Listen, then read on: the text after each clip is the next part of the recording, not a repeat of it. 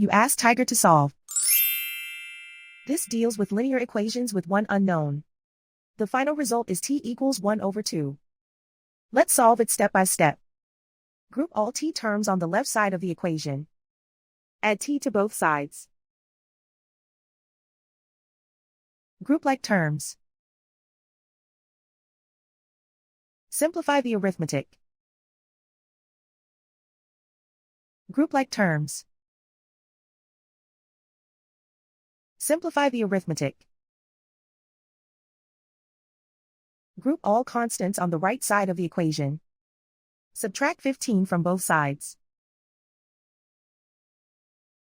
Simplify the arithmetic.